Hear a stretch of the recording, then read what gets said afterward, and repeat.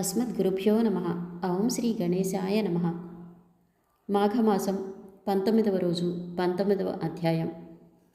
భగవంతుడు ఆ విప్రుని చూసి, ఓ మునిచంద్రమా, నన్ను గురించి తపస్సు చేయటానికి కారణమేమిటి అని అడిగాడు.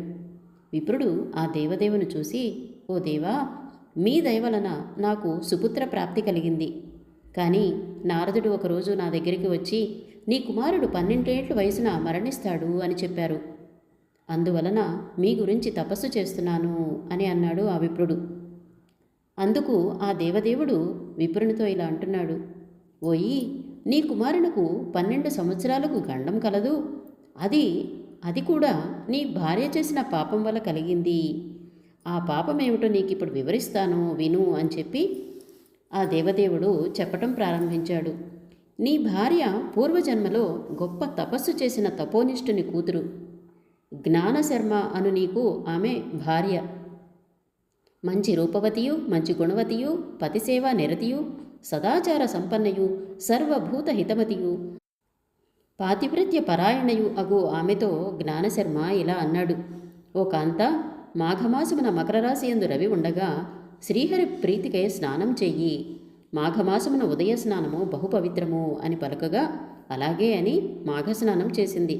కానీ పూర్ణిమ రోజున పాయసాన్నాన్ని దానమిమ్మని అడగ్గా ఆమె అలా చేయలేదు. ఇక ఆ జన్మ గతించినది. తిరిగి ఇక్కడ జన్మించింది. ఆమె భర్తగా నువ్వు పుట్టావు. మీరిద్దరూ దంపతులయ్యారు. భర్త మాట వ్యతిరేకించినందున నీ భార్యకు సంతానం కలగలేదు.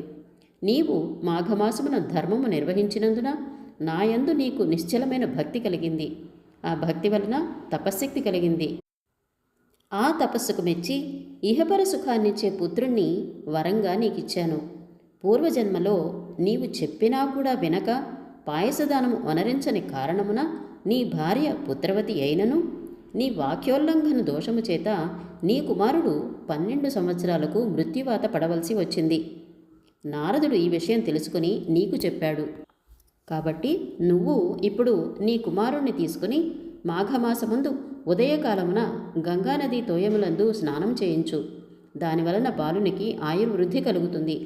మాఘస్నానము మానవులకు ఆరోగ్యప్రదము, సంపదలనిస్తుంది, పుత్ర పౌత్రులనిస్తుంది. కాబట్టి మకర రాశి యందు మార్తాండుండగా మాఘమాసమున రోగరహితుడై దృఢంగా స్నానము చేయువాడు తిరిగి జన్మలేని శాశ్వత పదవిని పొందుతాడు. మాఘస్నానము మహాపాతకనాశము. నేను ఈ మాసమున ప్రీతి కలవాడను కాబట్టి మాఘవ్రతానిష్ఠునకు సుఖాన్నిస్తాను. వ్రత విముఖమున దుఃఖం కలుగుతుంది. స్నానదానములు లేక సదాచారములు లేకుండా ఉండువాడు నరక లోకమునకు అతిథి కాగలడు. మాఘమాసము ప్రాతకాలమున మాధవుని ధ్యానిస్తూ స్నానము చేసిన ఎడల ఆ బాలుడు దీర్ఘాయువంతుడవుతాడు. మంచి బుద్ధి కలుగుతుంది, తేజస్సు ఉంటుంది. రోగము ఉన్నవాడు ఆరోగ్యవంతుడవుతాడు. అలాగే ముదుసలియగువాడు వైకుంఠాన్ని చేరుకుంటాడు. ఎవరు ఏ కోరిక కోరుకున్నా వానికి అది సిద్ధిస్తుంది. మాఘస్నాన ప్రభావము బ్రహ్మదేవునకు, శివునకు, లక్ష్మీదేవికి, పార్వతీదేవికి, సరస్వతీదేవికి, ఇంద్రునకు, వశిష్ఠునకు, జనక మహారాజునకు, దిలీపరాజునకు, నారద మహర్షికి తెలుస్తుంది. మిగతా ఎవ్వరికీ తెలియదు. నా యొక్క భక్తులు నన్ను తెలుసుకుంటున్నారు. మాఘవ్రత మహిమను కొందరు మాత్రమే తెలుసుకుంటున్నారు. ఈ మాసమున స్నానము, పూజ, కథాశ్రవణము మొదలగు వాని చేత నన్ను పూజించు వారికి బుద్ధి కలుగుతుంది. కాబట్టి అనిత్యమైన శరీరాన్ని నమ్ముకుని ఎవడు స్నానము చేయడో వారికి త్వరగా నరకమే కలుగుతుంది. ఈ మాసమున నీ కుమారుని గంగాతోయములచే తడుపు. దానివలన నీ పుత్రుడు దీర్ఘాయుష్కుడవుతాడు, పుణ్యాత్ముడవుతాడు. ఇలా భగవంతుడు చెప్పి అంతర్ధానమయ్యాడు. అప్పుడు ఆ ముని సంతోషంతో గంగాజలాన్ని తీసుకొచ్చి కుమారుని మీద చల్లాడు. వాడును గంగోదక స్నానము చేత కాలక్రమంలో వృద్ధిగాంచాడు.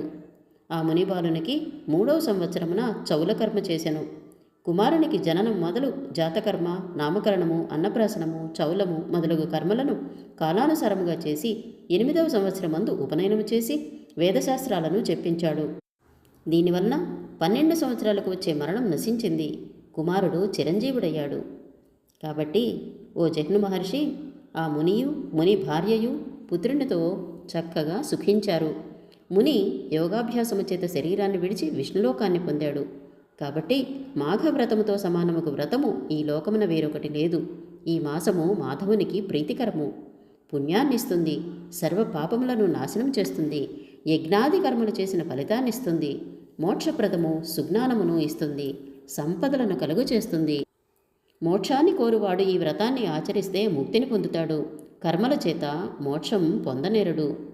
నీవు నన్నడిగినందున జ్ఞానస్వరూపమును, మాఘధర్మమును, జ్ఞానసిద్ధిని, మోక్షోపాయాన్ని చెప్పాను.